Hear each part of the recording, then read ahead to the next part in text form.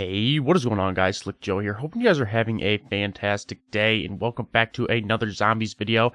Today we're going to be giving a review for Zombies in Spaceland. I felt like this was a pretty good idea since Zombies in Spaceland is pretty much all wrapped up and DLC 1 is only a month away.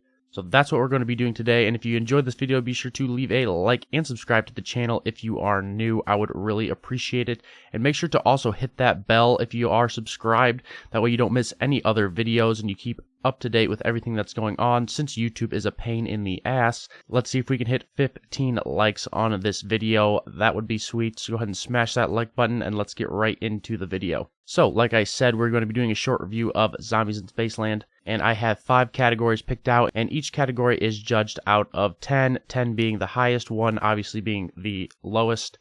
So the first category we're going to start with is the main Easter egg for the map. Now, the main Easter egg in Zombies in Spaceland was actually pretty good, a lot better than I expected. The boss fight was very challenging and definitely very creative, and I liked it a lot how they had the part before it where you had to match the colors and do that kind of Simon Says game, and then you had the actual boss fight with the alien. Was super creative, fit the map really well, and was a real big challenge, which was nice to see since some boss fights can sometimes be a little easy, and it's nice to get one that's challenging and does take a while for people to beat. I was a bit disappointed in the steps leading up to the Easter egg, however, because all it really was building the SETICOM and then having to defend it 3 times, and it gets a little repetitive and almost annoying when you want to do the Easter egg. But with all that being said, a solid end to the Easter egg and a okay but not too great lead up to it. I still want to give it a 7 out of 10 for that fantastic boss fight, because it really was a fun one.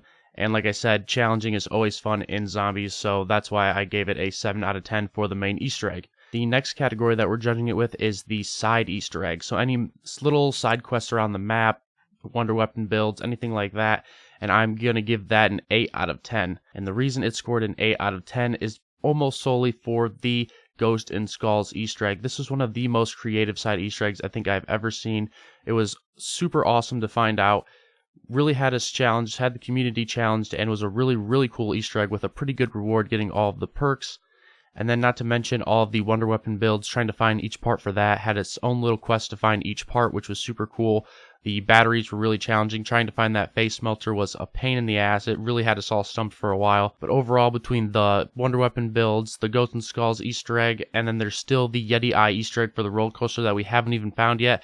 So the side Easter eggs for Zombies in Spaceland were super awesome, and that is why I gave it an 8 out of 10. The third category we're going to be judging with is the look, feel, and layout of the map. So the look and feel was kind of a fun 80s theme park. It was colorful.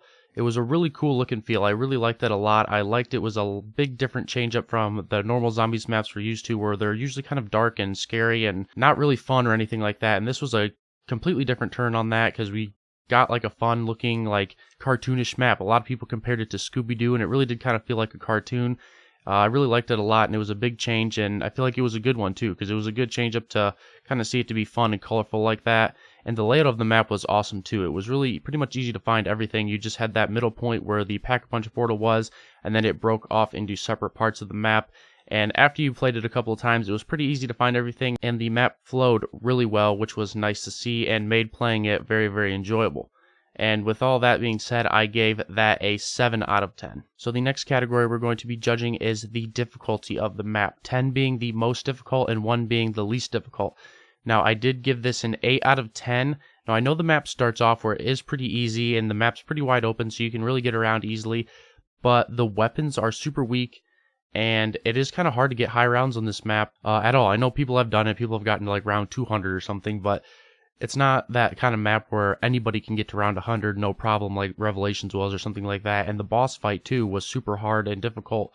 So it's not just like one of those maps you can breeze through with Wonder Weapon or anything like that. It does take some skill to get to those higher rounds, and it is pretty difficult. Anywhere, even past round 30, it starts to get a little more challenging, with even the clown round being kind of hard. So that is why I gave it an 8 out of 10 on the difficulty, because it is one of the more challenging maps, just because you can't really get to high rounds, the weapons are pretty weak, and there's not that dominant wonder weapon that really can carry you through the map. So moving on to the final category, and that is replayability. This is a very important aspect of any Zombies map, because you want to be able to want to go back and play it more than once. You don't want to just beat at the Easter egg and not want to touch it again. And I gave Zombies in Spaceland a 5 out of 10. Now, some people may disagree with me, but for some reason, after I beat the Easter egg, I just didn't really have the drive to go back and play it again. I played it every once in a while, but I just didn't have that same drive like I did to play Horizon Drac or something like that, where I wanted to go back and just keep playing it and doing challenges and going for high rounds. I didn't have that same drive that I've had for other Zombies maps in the past, which is why I gave it only a 5 out of 10. Still a great map. I did go back and play it a couple times, but I still just didn't have that same want to play it again and just keep playing it until the next map came out. It kind of died off quick for me, which kind of sucks because it is a good map, but at the same time, that happens to maps. Sometimes you just don't like to go back and play them, and sadly, this is one for me that I didn't want to play too much. I did like the map, though, like I said, just wasn't my favorite. So yeah, that concludes all the categories for my rating of Zombies in Spaceland. And at the end of this, Zombies in Spaceland ends with a 35 out of 50 to end off the Zombies in Spaceland review, which is not a bad review at all. Honestly, that's pretty good. It takes a lot for a Zombies map to be really up there in those 40s, high 40s to get to like a really good map like Horizon Drac or something. I don't think any Zombies map is perfect, so when there's a lot of things wrong with it, then obviously the rank falls a little bit. This was still, like I said, a great map. I was really impressed by it, especially with Infinity Ward being their first kind of real Zombies map. They really kind of shocked me with what they did with it, and I was really impressed and enjoyed the map a lot. I enjoyed playing it a lot. I enjoyed solving the Easter egg a lot, and I think me, as well as plenty of other people in the community, are very excited for DLC 1, knowing that this map was good and that it's only probably going to get better from here, because Infinity Ward is still kind of learning on how to make Zombies maps and everything since they just came off of Extinction from their last game. So they are kind of learning the ropes and trying to figure it all out and see what works and see what doesn't. So this was a great first attempt out of them, and I can't wait to see what they do in the DLC season. But yeah, guys, that is going to do it for the video. I hope you guys enjoyed, and tell me down in the comments below what you think of Zombies in Spaceland. What kind of rating would you give it? Do you think it's a pretty good map up there with some of the better ones, or did you guys not like it as much? Make sure to let me know down in the comments below. Leave a like and subscribe if you're new. Thank you guys so much for watching, and I better be seeing you in the next video. Catch you later.